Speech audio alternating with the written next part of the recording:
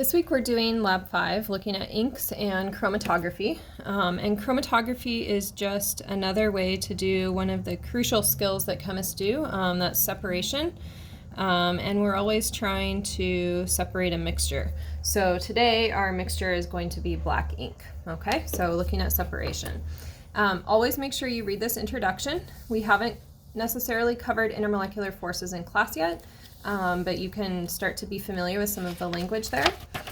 So let's go ahead over to our next page. So today you're going to be trying to figure out what is the unknown ink. So which of the black inks are we looking at?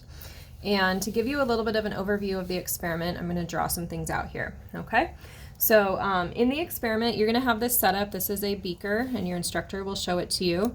And in that beaker, you will have a chromatography paper, okay? So that's what this is. That paper, we would say, is our stationary phase. And stationary in this case means it's not moving, so it's stationary, okay? Our mobile phase is going to be our solvent. So mobile means it moves.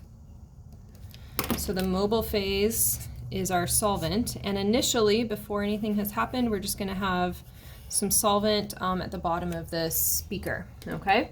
Now, this will be your final, so step 4, this will be what your setup looks like. But you're going to have your unknown ink here. So this will be in step 4.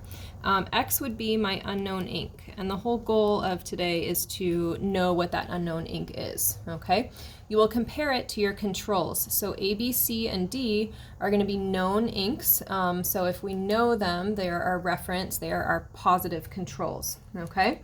And so what happens in this experiment then is if we look down here to kind of see the particle sketch afterwards, okay, that solvent that's sitting here at the bottom, once you set your paper into it, here's our paper, that solvent is going to move up the paper, okay, and so I'm going to just draw that here. So that purple solvent is moving up the paper, okay? It is mobile, as we said. And I'm going to give you just for an example here. So let's say that we have a polar solvent. So polar would be something like water, okay? You're going to have some different inks here, all right? And we're going to pretend that you have an ink that has polar components, an ink that has both polar and nonpolar components, and then an ink that just has nonpolar components. So assume those are 3 different inks spotted on your paper, okay? So our principle at play here when we look at separations is that like moves with like. And that's because like dissolves like, which is something we'll be talking about all semester. So if I have my, say, polar solvent that comes in and starts moving up, that polar solvent is going to grab anything else polar and slide it up with it. So we'll leave the nonpolars behind and carry the polars up. And you can see then, if this was our first ink, it's got a blue spot. If this was our second ink, it's got a yellow and a blue spot. And if this was our third ink, we have a yellow spot. And this would be a good separation because I can tell the difference between the 3 inks. Okay, so that's kind of the gist of our setup. A couple things to pay attention to in the procedure then. So you can see your chemicals here. As far as safety goes, we want to be careful not to inhale anything today. These are all organic compounds that you'll kind of smell a bit. And all of our waste is going to go into the organic waste container. So when you go through your procedure, we're going to see a few different parts to our steps here, okay? So I'm going to just sketch out a summary of that for you so you have the big picture ready as you come in. So you're going to see that in steps 1 and 2, you're going to first look at the solubility of your various solvents. And we're going to have 6 different solvents that we're working with. And we're going to look at the solubility in water, which remember is polar, okay? And so you will have 6 test tubes in part 1, 1, 2, 3, 4, 5, 6, or that'll be not part 1, but number 1 and number 2. First, you're going to put water into the first one, and then you'll have the other chemicals that you can see in table 2 filling up each of those test tubes. So first test tube, second one, third one, fourth one, fifth one, sixth one. Okay, so let's just say we have water and then we have methanol. So you'll go through and fill those in, and then you will be adding additional water into the top of each of them.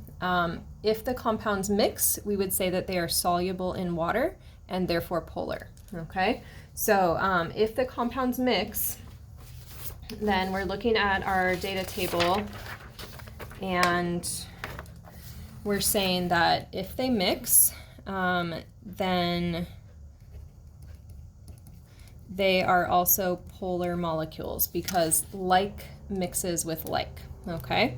If they do not mix, so say here they do not mix, then that must mean that that compound is not like water, and so therefore it is not a polar molecule, okay?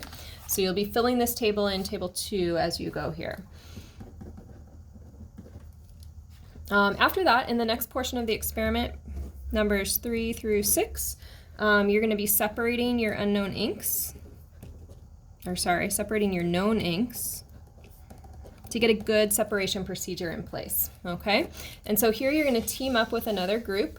So group A will test out on 3 different papers,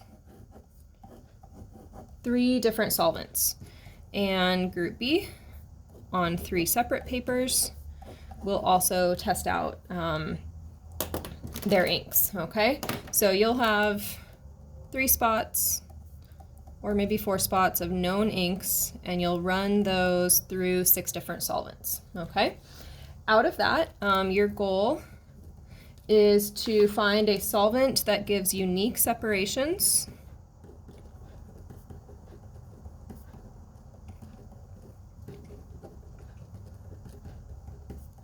for each ink. And so again, a unique separation would be like we saw earlier, where if I had 3 spots, every spot looks different when I'm finished, okay? Unique separation says one moves and stays, and one stays. So this would be a 1, 2, 3 inks with different types of separations. So that's part 3 through 6. Out of this, you'll actually pick your 2 favorite solvents, 1 for each group. And so then your final step in step 7 is to identify your unknown. And we'll actually identify it and confirm twice. So group A and group B will both work on the same unknown. So group A, group B, both get the same unknown. You get 1 final paper to work on. You'll each have a different solvent. So we'll have 1 good solvent, and then we'll have a different good solvent. And those were identified from up here, okay? On this, you will be given some kind of unknown dot. That's one of those black inks. You will add your original 3 spots like you had up here. So those are our positive controls, right? And you will hopefully see that the unknown matches one of your controls, all right? So that is the gist of what we're working on. For some of our structures, the last thing I want to give you here, for some of our structures that you can see underneath table 2 here, don't mind the writing up there. This is our structure for water. This is our structure for methanol, which was the CH3OH. This is hexane. And something we'll start to develop through the semester is lots of carbons. 6 actually is the hex. Lots of carbons, this is going to be non-polar. And then water, where I have O's and H's, that will tend to be something I see in polar molecules. This here is our acetone, or 2-propanone. This here is my 1-propanol. And you can see the 1-propanol is a mix of some polar bonds here and then some non-polars where the carbons are. And then finally, this is my 1-butanol. All right, so that gives you an idea of the structure of the experiment. I will see you in lab.